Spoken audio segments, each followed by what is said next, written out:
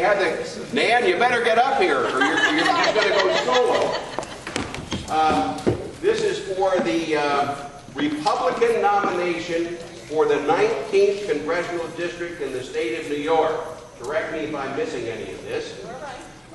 Introduce myself, Tony Houston of Warwick, New York, and from Florida, New York, also in the town of Warwick, is Diana Puglisi. She and I are the co-moderators, if you will.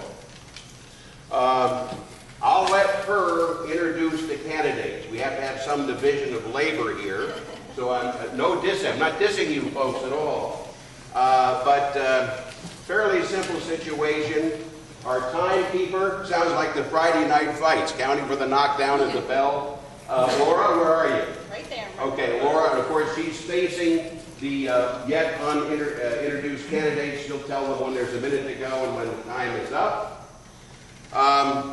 So we're going to have an opening statement of 3 minutes each. Then we're going to have questions that have already been prepared and even viewed by the candidates, so they know what's coming, at least from 7 to 8:15. And then, again, 3-minute answers for each of the candidates. And if they want a minute to rebut or whatever, revise and extend the remarks, which you may be doing in the future, you've got a minute to do that. And I'm sure you're going to honor the clock here. We've got until 9 o'clock for everybody to get their points across.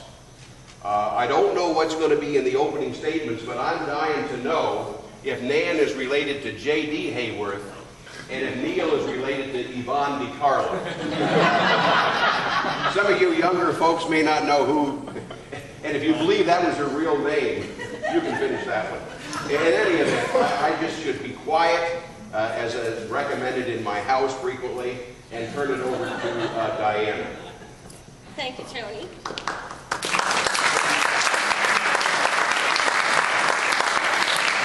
First of all, I'd like to say thank you all for coming, and just to let you know this event is sponsored by the League of Women Voters, the Orange County section. We have our two candidates. We have Hayworth-DeCarlo and Nan Hayworth, and they're going to start by, again, giving us an introductory statement, and then we're going to ask some questions. I know some of you have also handed in some questions that we will then ask the candidates. If there are any additional questions that need to be asked, just let us know. We have a postcard you can write them out on, and then this way we can ask the candidates as time permits. And I guess at this point, we can get started. I guess ladies first. We should clap for you, too.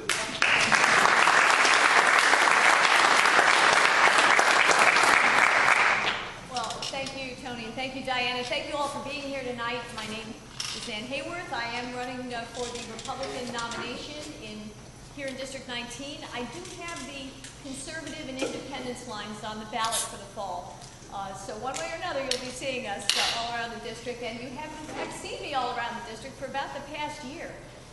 It's a beautiful night here in Orange County. This is a magnificent district in a magnificent country. I am running because of my love of this country.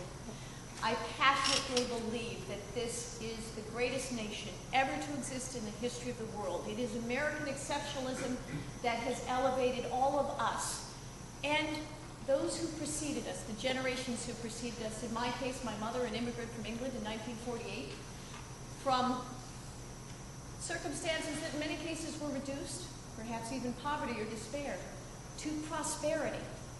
And it is not by accident. It is because of our Constitution. It is because of the faith that the founders and framers had in you, the American citizen. That is the same faith that I have in the American citizen. I believe firmly that the federal government needs to be controlled in its size and scope, that its hand on you should be light.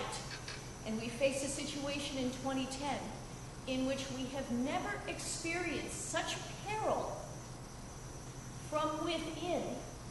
We have a federal government, we have a congressman in John Hall, that has consistently increased the burdens on you, our citizens, in ways that threaten our economy, that threaten our way of life, I'll speak up, that threaten our national security, that threaten our integrity as a nation and our future.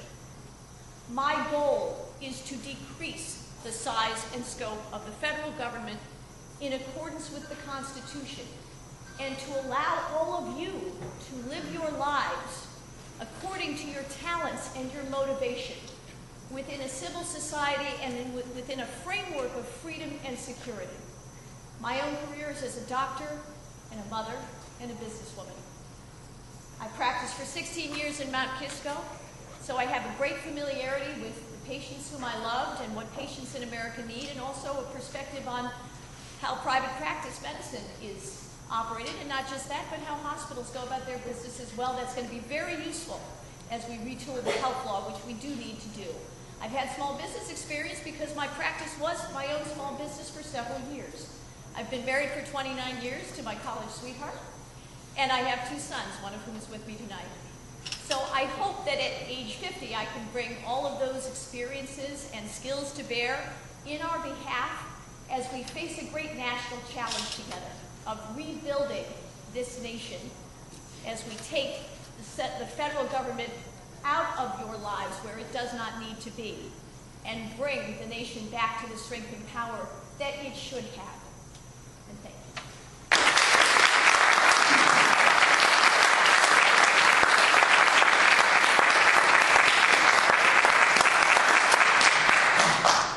My name is Hayworth-DeCarlo. I'm a pro-life Tea Party family candidate running for Congress against Dr. Hayworth in the 19th Congressional District. My motto is, I am you. I'm not a politician. I've never done this before, but I actively reflect everybody that stands in this audience. My experience from working in a deli at age 12, working up 3 jobs in college, and with my family who had no money, I reflect you. Everything I've done in my entire life, I reflect you.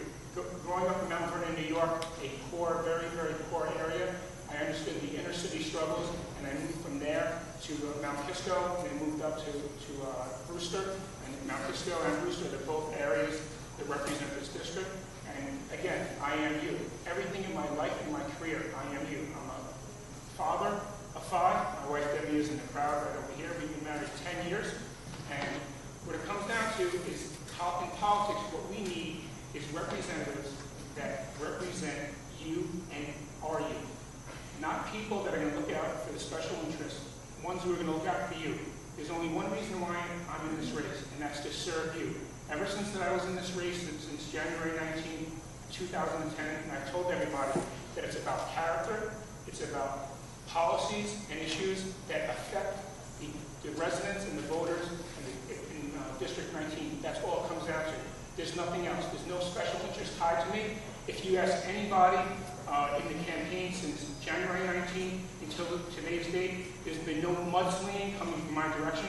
There's been no personal attacks. There's been no bad mailers directed toward me. There haven't been any hit pieces that I sent out to anybody, unlike other candidates would send out hit pieces. It's a simple thing. I represent you, and I represent the new dawn age of politics, which is this. If politicians serve you and look out for you, then the word politician will never again be used as a derogatory term. Because my deal is focusing on you and everything that it works. I was in Orange County, I was in New Windsor a couple weeks ago, and I told everybody that my phone number is on every piece of literature that I hand out. And this is what I say, and I tell everybody, and I tell everyone here. If you elect me as your next congressman in the 19th Congressional District, when you call me up, I will answer that phone, I will examine every single concern you have, and I will continue to call you up until you tell me, Neil, and that's not Mr. DeCarlo, Neil, you've answered my question and my concerns, and don't call me anymore. And what I want you to do is say, and constantly call me up, because I will pick up the phone, and I will say, and I want you to say to me, Neil, what have you done for me lately? Not hanging out in the social parties. That's it. I'm here to serve you.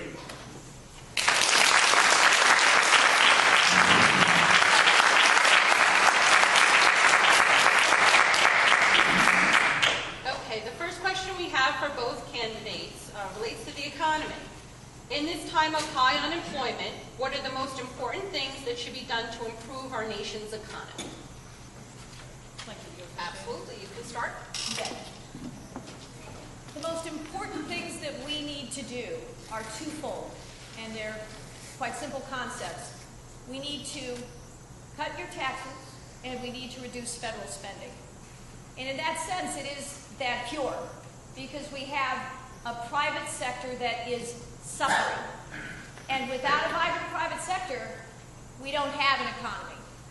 In my travels around the district, I've had the privilege of speaking with many of you and listening to you. And with our small businesses and employers in particular, they tell me, and residents of certain communities have expressed this quite acutely, that it is very difficult to think about hiring these days. It's very difficult even to think about maintaining a payroll. The small businesses that we have in Orange County and throughout the district are really our lifeblood. And because of the new health law, which immediately places penalties on our businesses, on all of our insurance policy holders, you may have seen the story in the news today, people's premiums are already starting to skyrocket. At the very least, they're starting to rise substantially, and the reason is because of the new mandates that have been put upon you and upon insurers by this health law. Our local businesses cannot handle, in a shrinking economy, because we all know the unemployment rate, of course, has really risen since the current administration was elected and since the current Congress was elected. The so-called stimulus has had no effect at all. So we have to think about how we are going to control those burdens and reduce them for you. So we need to immediately suspend the implementation of this new health law. We need to permanently extend the 2001 and 2003 tax cuts across the board.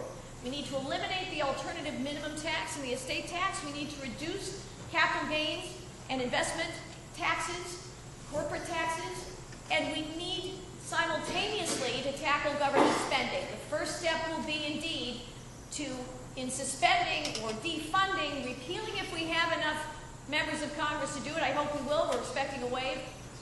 In disabling that new health law, we will immediately save the American public at least $1 trillion worth in new bureaucracy that is already being planned. But we will need to go beyond that, and I'm sure we'll have the opportunity to talk about that as well. But if we cut taxes and control federal spending, stop further stimulus, bailouts, or anything of the kind, suspend the health law, we will make a lot of progress toward reviving the private sector, because the dollars that you work so hard to earn and the investments that you make, those dollars should remain active in the economy all across the country so that we can truly have the engine of prosperity back.